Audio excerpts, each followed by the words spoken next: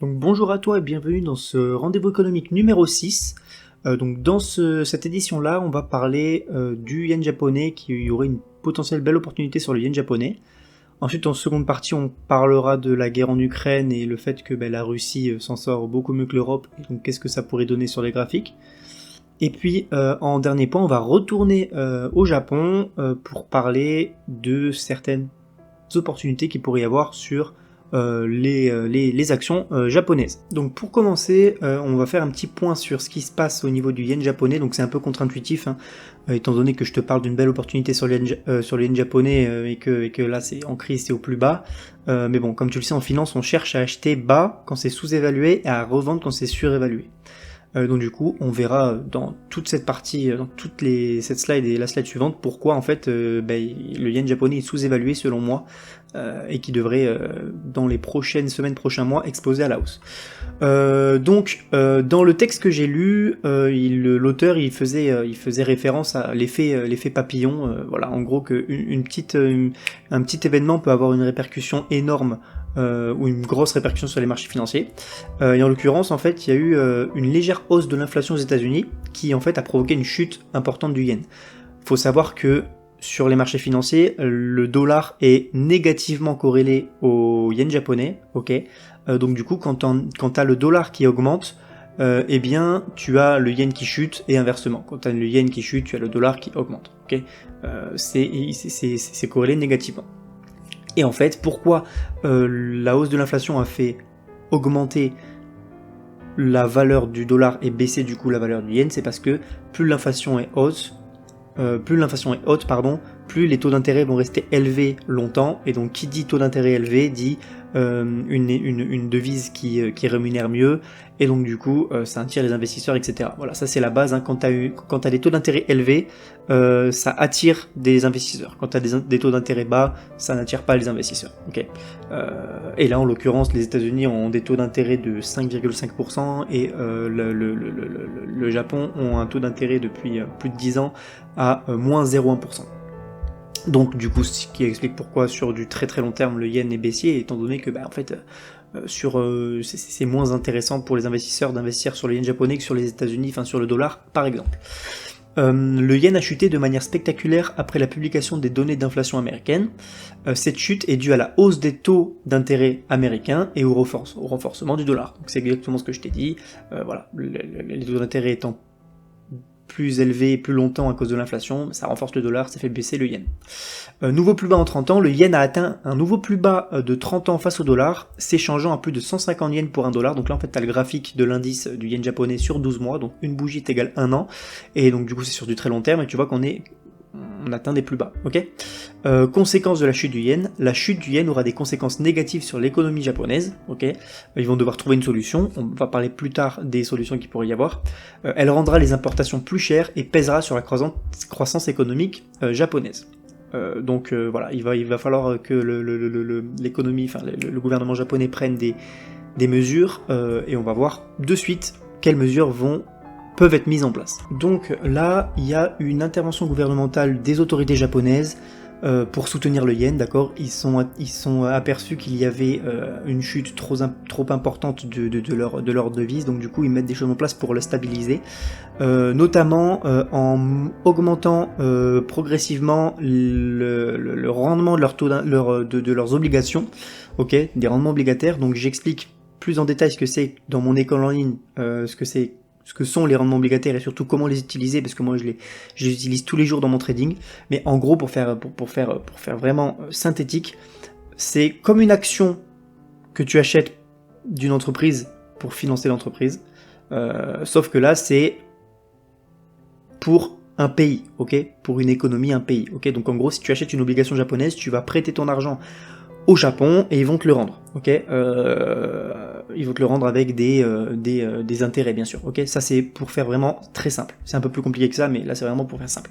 Et en gros, on est d'accord que plus les rendements, là c'est les rendements annuels, hein, d'accord. Plus les rendements annuels sont élevés, plus ça va attirer des capitaux. Et là en fait l'objectif du Japon, c'est ils avaient une politique monétaire qui visait à laisser des rendements assez bas, hein, des rendements assez bas, et du coup ça attirait très peu de d'investisseurs. Et en fait là, voilà, ils ont progressivement levé leur politique du contrôle de la courbe des taux, donc ce qu'on voit là. Et tu vois que à partir de là, ça a stagné aux alentours des moins 0,25 et plus 0,15, plus 0,20.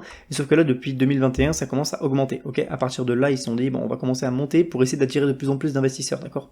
Le rendement est désormais plafonné à 1%. Donc ils disent que le rendement des obligations ne dépasseront pas 1%. Et donc du coup, on voit que c'est quand même plus haut que ce qu'ils avaient l'habitude d'offrir. Du coup, ça attire un petit peu plus d'investisseurs. Malgré que si on regarde les rendements obligataires américains, européens, tout ça, c'est bien plus élevé que 0,75%. Mais bon, ça c'est un autre sujet. Donc la hausse des rendements, quel impact ça va avoir sur le yen? Une nouvelle hausse des rendements obligataires japonais est probable, ok. Là, c'est pas dit qu'il reste plafonné à 1%, je pense qu'ils vont l'augmenter encore pour essayer. En fait, leur objectif maintenant, c'est d'attirer le plus d'investisseurs possible. Pour, du coup, si ça attire des investisseurs, les investisseurs vont devoir investir dans la devise du pays, c'est-à-dire en yen japonais. Donc s'il y a des investissements qui sont faits au Japon, et puis ils vont devoir convertir par exemple des dollars en yen japonais, et donc du coup ça va augmenter la demande de yen japonais, donc le yen va augmenter, ok. Ça c'est peut-être un peu compliqué au début, si jamais j'ai été un peu trop rapide ou alors que t'as pas compris du premier coup, n'hésite pas à revenir en arrière et prendre des notes, c'est très important, c'est la base de l'économie. Cette hausse signifierait que le Japon se dirige dans une direction opposée à celle des autres banques centrales qui réduisent leur taux d'intérêt. Donc en gros là ce que le texte, que l'article dit, c'est que le Japon actuellement parle d'augmenter leur taux d'intérêt. Ok, ils ont actuellement, comme je t'ai dit tout à l'heure, des taux d'intérêt à moins 0,1%, des taux négatifs. Et là, ils parlent de les augmenter, sauf que ça n'est pas arrivé depuis plus de 10 ans, ok. Et donc du coup, l'objectif, là, la stratégie du Japon, c'est que quand les autres pays qui ont dû monter leur taux d'intérêt à cause de l'inflation, etc., vont baisser leur taux d'intérêt, et ben eux, les Japonais, eux, ils vont augmenter leur taux d'intérêt. Comme ça, au moins, les investisseurs vont enlever leurs investissements dans les pays où les taux d'intérêt étaient intéressants, ils deviennent de moins en moins, et vont mettre ces investissements-là dans l'économie japonaise qui, eux, augmentent leur taux d'intérêt petit à petit. Okay, et donc du coup, cette divergence des politiques monétaires avec les autres pays pourrait aider à soutenir le yen. Donc voilà, j'espère que c'est compris, j'essaie de faire au plus simple, au plus synthétique. Mais en gros, ils essayent d'aller un peu à contre-courant des autres banques centrales pour essayer de se démarquer, pour soutenir leur yen. Voilà, c'est leur stratégie. Donc du coup, quels impacts ça peut avoir sur le graphique, ok. Là, en premier lieu, on a un graphique du JXY, ok. Donc c'est l'indice du yen japonais, ok. C'est l'évolution de la devise du yen japonais. Et qu'est-ce qu'on peut voir? On voit que maintenant, si tu regardes mes vidéos, et je l'explique dans mon école en ligne, de voilà tout ce qui est analyse graphique, etc., tu sais ce que c'est qu'une liquidité. Ici, il y a une zone de liquidité très puissante, ok, avec 2 points de touche pile au pips près au même endroit. Et donc du coup, là, on devrait avoir sur les graphiques une liquidation de ces 2 points-là. Pourquoi? Parce qu'en fait, là, la money, les retail, ils sont en train d'acheter petit à petit, ok, sur cette, ce qu'ils appellent ça un support, une résistance ou je ne sais quoi. Et donc du coup, eux, ils se disent que voilà, ça va rebondir dessus. Tu vois que le prix il est en train de revenir rebondir, et là ils sont en train d'acheter en masse, ok, avec des stops juste en dessous. Et donc le Compound Man va venir récupérer tout ça, ok, parce que du coup, si jamais quand tu achètes et que tu te fais sortir par le marché, tu dois revendre ta position, ok. Et là, il y a énormément d'ordres vendeurs. Ok, là il y a énormément de stop loss de la dumb money, et quand le Compound Man, donc quand ceux qui font réellement bouger les marchés viennent chercher les stop loss, eh bien il va y avoir énormément de vendeurs à ce niveau-ci, et ce qui va permettre au Composite Man d'acheter. Donc s'il y a énormément de vendeurs, il va pouvoir acheter et faire monter les marchés. Okay, donc là voilà ce que je m'attends, ce à quoi je m'attends sur le yen japonais, c'est venir liquider ces 2 points-là, ces 2 equal lows, et venir exploser à la hausse. Okay, on voit qu'on a des blocs institutionnels qui sont pas mitigated, qui pourraient venir se faire mitigated. Et donc du coup là, USD-JPY à l'inverse, on devrait avoir du coup, on a exactement le même setup mais à l'inverse, mais là du coup c'est tradable, ça c'est pas tradable, tu peux pas trader sur ton broker le JXY, ou bien la majorité des brokers ne le proposent pas. Là tu vas pouvoir trader l'USD-JPY, et donc du coup tu devrais avoir une liquidation de ces equal high là avant de venir chuter et potentiellement venir faire la mitigation de ce point of interest là, de cette zone là en monthly, ok. Donc sur le USD-JPY, moi sur le court moyen terme je m'attends à des augmentations, et dès qu'on aura dès qu'on aura liquidé ces deux equal high là, je pense que c'est à partir de là qu'il va y avoir le pivot des taux d'intérêt, donc les banques centrales vont faire baisser leurs taux, tandis que la banque centrale japonaise fera augmenter ses taux, et donc du coup il y aura une chute. Donc on va parler du deuxième sujet de ce rendez-vous économique là, on va parler de la guerre en Ukraine, la Russie, l'Europe, tout ça. Donc déjà, on va faire un petit point sur ce qui s'est passé. Il y a eu le décès d'Alexei Navalny en prison. En fait, c'était le leader de l'opposition russe. Du coup, voilà, met fin à l'espoir qu'il puisse devenir un leader de l'opposition russe. En gros, c'en était un, mais du coup, ça ne l'est plus. La nouvelle n'est pas surprenante et confirme la nature impitoyable du régime de Poutine. La communauté internationale est choquée et indignée, mais les marchés financiers ne semblent pas affectés. Donc là, il faut que tu fasses référence à un précédent rendez-vous économique dans lequel je te disais que, en fait, on était tellement habitué à la guerre que maintenant il n'y a plus rien qui choque et du coup les marchés financiers sont beaucoup moins impactés sur la guerre en Ukraine qu'avant, hein, étant donné que ça dure depuis 2 ans. Et donc du coup, absence de perspective d'un changement de régime. Du coup, Poutine contrôle fermement le pays et son régime ne montre aucun signe de faiblesse. L'absence de Navalny et la répression contre l'opposition font qu'un changement de régime est improbable. Ok, voilà, tous les opposants de Poutine disparaissent. Donc en gros, voilà, Poutine il contrôle fermement le pays. Le poutinisme est profondément ancré et toute opposition est durement réprimée. Et là, maintenant, à ce niveau-ci, tu as un graphique qui montre en gros. En bleu, c'est l'indice de la Russie, donc en d'autres termes, c'est la santé économique de la Russie. Et en noir, tu as la santé économique de la zone euro, donc de l'Europe, en gros, ok ? Résilience économique de la Russie. Contrairement aux prévisions, l'économie russe n'a pas été gravement affectée par les sanctions occidentales. Donc tu n'es pas sans savoir que la Russie a eu des sanctions dès qu'ils ont envahi l'Ukraine, ils ont été sanctionnés par l'Occident, par l'Europe, par la zone euro, et ont stoppé tout échange avec eux, etc. Tout ça, en guise de représailles. Hein. Le coût de la guerre en Ukraine est supporté par la population, mais l'économie continue de fonctionner. L'Europe en revanche souffre davantage des sanctions et de la crise énergétique. Donc en d'autres termes, il y a eu des sanctions qui ont été mises en place par l'Europe sur la Russie, donc ce qui explique pourquoi là, d'un coup, après l'invasion d'Ukraine, ça chute, hein, d'accord ? C'est le temps qu'ensuite la Russie s'adapte, ok ? Et pour s'adapter, en gros, ils ont densifié leurs relations avec tout ce qui est Chine, tout ça, ok, les pays asiatiques, ok ?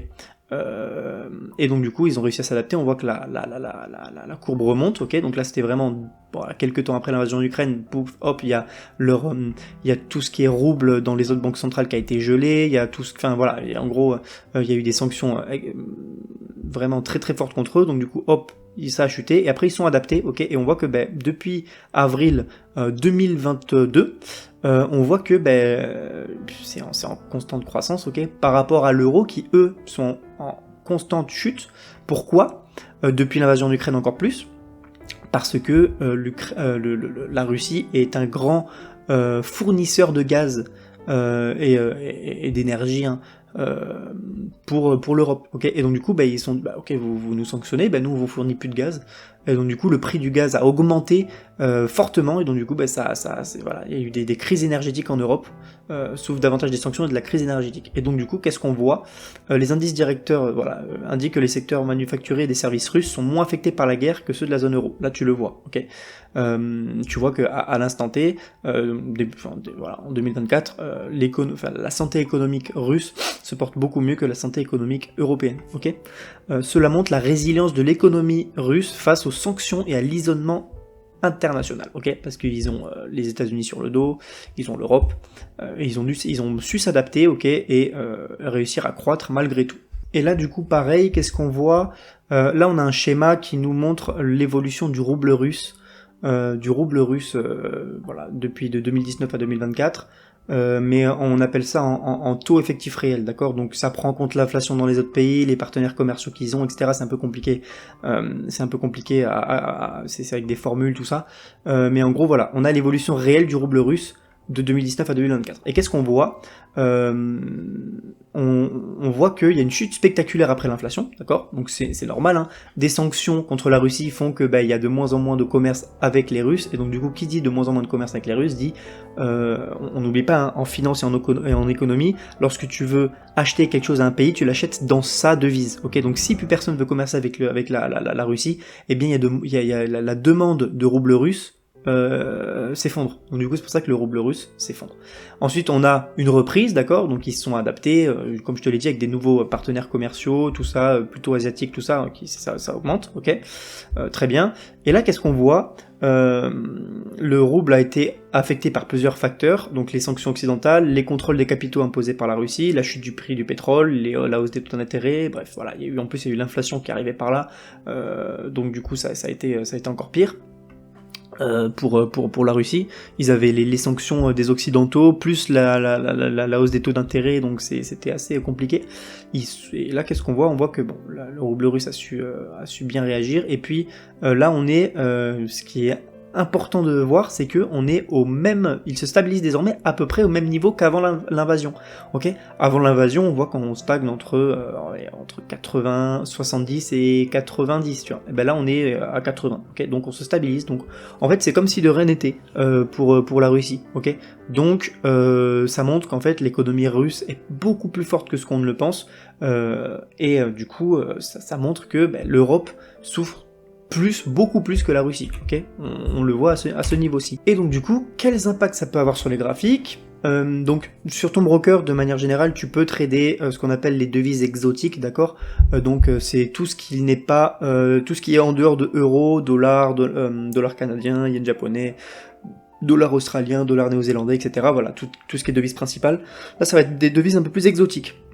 Ça va être le peso mexicain, ça va être le rouble russe, etc., etc. Et donc du coup, si jamais tu peux anticiper l'évolution du rouble russe, ça va te permettre quoi? Ça va te permettre de, par exemple, si ton broker te propose te propose la cotation du dollar canadien, du dollar américain, pardon, face au rouble russe, eh ben tu peux savoir que si le rouble russe va exploser à la hausse, eh ben le dollar américain devrait chuter par rapport à un rouble russe, ok.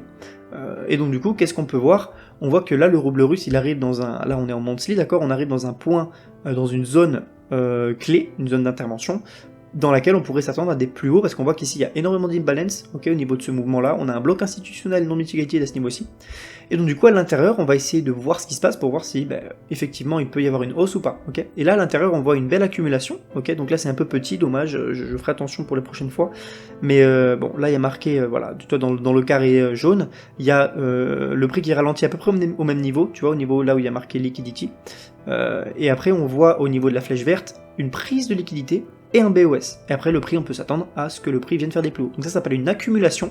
J'explique plus en détail dans mon école en ligne comment l'utiliser, parce que ça ne s'utilise pas n'importe où, n'importe quand.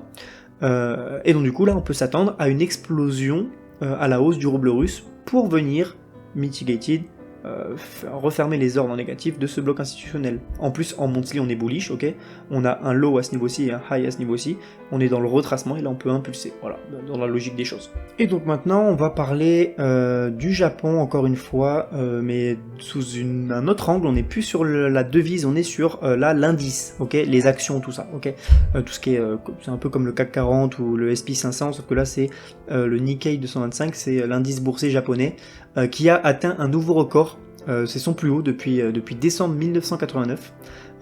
Ça a dépassé la performance du SP 500 et du coup ça attire l'attention des investisseurs. Ok, on va parler du Topix. Voilà, on va parler de deux indices qui existent pour le Japon, c'est le Nikkei et le Topix. En fait, la différence entre le Nikkei et le Topix, c'est que en fait le Nikkei 225, c'est les 225 actions les plus importantes en termes de prix. Ok. Et ici, sur le Topix, c'est il y a 2000 actions de première section. Quand on dit première section, c'est des actions qui sont cotées dans les bourses principales, ok. Comment est calculé, comment est pondéré, on appelle ça une pondération de l'indice Nikkei 25, c'est pondéré en fonction du prix, ok, donc c'est pondéré en fonction du prix d'une action, ok, plus le prix d'une action va augmenter, plus ça va faire augmenter le Nikkei 25, ok, et en fait la pondération du Topix c'est différente, c'est pas par rapport au prix d'une action, c'est par rapport à sa capitalisation boursière. La capitalisation boursière, c'est le nombre d'argent qui est investi sur l'indice, ok. C'est un peu comme le Bitcoin, ok. Le Bitcoin, il est à plus de 60 000 actuellement, mais la capitalisation boursière n'est pas de 60 000. Il n'y a pas 60 000 $ sur le Bitcoin. Il y a des millions et des millions, des milliards. Ça change beaucoup. Hein. En ce moment, il y a beaucoup de personnes qui vendent cachette, bref. Mais en gros, tu comprends bien que, en gros, la capitalisation boursière et le prix d'une action, c'est différent, ok. Le Nikkei 25 va avoir tendance à être plus volatile, tandis que le Topix moins volatile. La capitalisation boursière, ça change généralement moins vite que le prix d'une action. Et en fait, on utilise le Nikkei 25 pour évaluer la santé économique du Japon, et le Topix, c'est la santé économique de tout ce qui est investisseur dans le pays. Okay, d'un côté, le Nikkei 25, c'est pour vraiment l'économie japonaise, et le Topix, c'est vraiment pour axer sur comment va le secteur de l'investissement. Okay. Et donc si les perspectives de bénéfices d'entreprises japonaises sont optimistes pour 2024-2025, ça va attirer forcément des investisseurs, ok. Notamment, voilà, le Japon attire les investisseurs qui recherchent des alternatives à la Chine. Eh bien, tu vois que la Chine, en ce moment, dans un précédent rendez-vous économique, je t'ai dit que il y avait la Chine qui était dans une situation un peu délicate, et donc du coup, le Japon, c'est une belle perspective, c'est une belle alternative pour les investisseurs qui sont exposés au marché chinois et qui veulent du coup moins s'exposer au marché chinois, et du coup c'est une belle perspective, une belle alternative, étant donné que les perspectives d'évolution de la croissance de la Chine sont bien du Japon sont bien supérieures à celui de la Chine. Ok, donc logiquement, si jamais il y a les investisseurs qui se rabattent sur l'économie et les entreprises japonaises, eh bien, l'offre et la demande, tu connais le principe. S'il y a une augmentation de la demande pour les actions d'entreprises chinoises, ça devrait logiquement faire augmenter la valeur des actions des entreprises chinoises. Donc c'est pour ça qu'il y a des potentielles belles opportunités qui vont arriver sur certaines entreprises japonaises. On va en voir quelques exemples tout à l'heure. Donc, quelque chose d'important aussi à regarder, c'est au niveau de la confiance des entreprises. Dans une économie, si jamais tes entreprises ont confiance, ça veut dire que l'économie se porte bien et qu'il y a de grandes chances qu'elle croît. Du verbe croître, pas du verbe croire. Elles croient en elles, en gros. Plus elles ont confiance, plus c'est-à-dire qu'elles croient en leur entreprise, donc du coup, elles pourraient croître, ok. Un peu compliqué cette phrase, mais en gros le passage souligne que la confiance des entreprises japonaises est actuellement à son plus haut depuis 1989. Ici, tu as le graphique qui montre la confiance des entreprises dans les différents secteurs, ok. En bleu, c'est toutes les industries, en rouge, c'est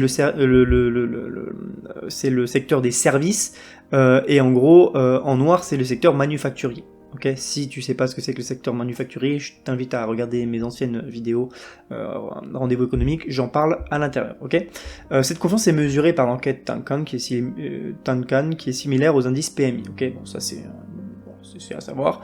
La confiance est particulièrement forte dans le secteur des services, mais elle se redresse également dans le secteur manufacturier. Donc on voit que le secteur des services, c'est là où il y a le plus de confiance, mais on voit que en gros la courbe elle augmente à peu près dans tout, ok, dans les services et dans le secteur manufacturier.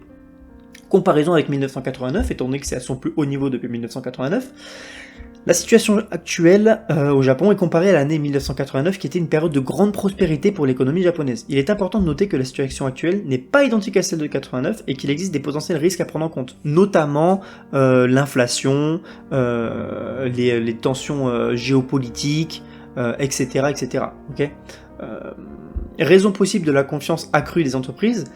La confiance accrue des entreprises japonaises peut s'expliquer par plusieurs facteurs. La reprise économique mondiale, ok. La faiblesse du yen qui stimule les exportations. Pourquoi ? Parce que si tu as un yen faible, en fait, les pays, ça va être moins cher pour eux de travailler avec toi. Ok ? Plus ta devise coûte cher, plus ça va coûter cher aux entreprises, aux autres pays, en gros. Et donc du coup, comme là le yen, on l'a vu sur le premier sujet, le yen est au plus bas, eh bien ça coûte très peu cher de commercer avec le Japon, et donc du coup ça stimule les exportations. C'est comme si toi tu vendais des chaussures et tes chaussures elles valent que dalle. Tu vas vendre beaucoup, ok. Et ça stimule en fait l'économie. La politique gouvernementale favorable aux entreprises. En gros, voilà, le Japon a mis en place des actions pour faire croître le secteur de ces entreprises, de ces grandes entreprises. Ok, voilà, c'est un plan de relance qu'ils ont mis en place il y a quelques années qui est en train de prendre place. Ok, je ferai une vidéo dédiée à ça si ça vous intéresse. Implication pour les investisseurs. La confiance accrue des entreprises japonaises est un signe positif pour les investisseurs. Cela indique que les entreprises sont plus optimistes, donc elles croient en elles, et donc du coup, si tu crois en toi, t'es plus susceptible d'investir en toi-même, et du coup, à créer des emplois, ok? Ça va avoir un impact aussi positif sur l'économie. En fait, si toi t'es un patron d'entreprise et que tu crois en ton entreprise, tu crois en ton pays et que tu te dis que de ton pays ça se passe bien économiquement parlant, donc du coup ça va être bien pour toi, t'as été en confiance, tu vas investir dans ton entreprise, tu vas créer des emplois, etc., etc. Et ça, en fait, tout ça c'est bon pour une croissance globale du secteur des entreprises au Japon. En fait. Et donc du coup, bon, ça couplé au fait que, comme je t'ai dit sur les slides d'avant, ce qui est attendu en termes de croissance au Japon, c'est supérieur au reste du monde, ça fait que c'est une opportunité énorme pour les investisseurs d'investir dans des entreprises japonaises. Donc là, l'impact sur les graphiques, en gros, je t'ai pris 4 entreprises sur lesquelles j'ai fait des analyses, etc. Mais bon, encore une fois, c'est pas des conseils en investissement, c'est juste de l'information que je te donne, ce que moi je vois personnellement. Il n'y a pas que 4 entreprises au Japon, il y en a énormément. Et donc du coup, je te laisserai faire tes recherches. Si tu sais qu'il y a un secteur qu'au Japon, il va y avoir énormément de potentiel au niveau des entreprises, eh bien à toi de faire des recherches sur les entreprises, la santé économique des entreprises, etc., etc., pour savoir sur quoi tu veux investir ou non, ok? Et toujours investir ce que tu es conscient, ce que tu peux te permettre de perdre, ok? Là, on a Sony qui, du coup, arrive et dans une zone d'intervention monthly, ok? C'est un point d'achat monthly. L'order flow est haussier, d'accord? On voit qu'ici, on a accumulé, ok? On a créé de la liquidité, on est venu chercher cette liquidité-là avant de partir à la hausse. Et du coup, l'order flow est haussier. Très bien. Donc là, on a un potentiel investissement si à l'intérieur il y a une accumulation qui se fait. Mais bon, ça de toute façon, je tiens au courant mes élèves à chaque fois de l'avancée des choses. Donc là, moi, je te partage ça publiquement, mais après, je partagerai à mes élèves le meilleur moment selon moi d'entrée après une belle accumulation, etc., etc. Si tu es intéressé par l'école en ligne, je te laisse m'envoyer un mail ou dans tous les cas, je mets le Discord dans la description. Ici, c'est Fanuc Corp, donc pareil, on est dans une zone d'intervention monthly, on voit qu'on a une création de liquidité, on vient en dessous et on semble partir, donc là ça pourrait être intéressant d'investir également. Daikin Industries, pareil, on vient ici créer une trendline, ok, pareil, on vient liquider cette trendline pour ensuite venir faire des plus hauts. Et ici, Panasonic, donc on n'est pas encore dans la zone. Les 3 précédentes, là, que je t'ai montré, on est dans la zone, c'est imminent. Et ici, en fait, je m'attends à un retour dans cette zone-là. En plus, on voit que le Compo Hitman a laissé énormément de liquidité. Tu vois, ici, on a 1 rebond, 2 rebonds, 3 rebonds. Quand le prix va revenir ici, tout le monde va vendre. Et ben du coup, le Compo Hitman, lui, il va venir liquider tout le monde pour pouvoir injecter. Ok. Donc, c'est tout pour moi. J'espère que j'ai été clair. J'espère que tu as compris tous les points que j'ai abordés. Sinon, n'hésite pas à me poser tes questions dans les commentaires. Tu as le Discord dans la description. N'hésite pas à venir faire un tour. C'est le Discord en version gratuite, d'accord? Tu n'auras pas accès à tout le contenu du Discord qui est payant pour mes élèves, mais tu peux me poser des questions en fait via le Discord gratuit. Tu peux interagir avec les autres élèves, avec moi également, me poser des questions. Tu as accès à mes analyses, etc. Donc tu as quand même accès à pas mal de choses. Donc voilà, n'hésite pas à venir faire un tour. Et puis, je te dis à très bientôt dans de prochaines vidéos. Rendez-vous économique. Ciao, ciao.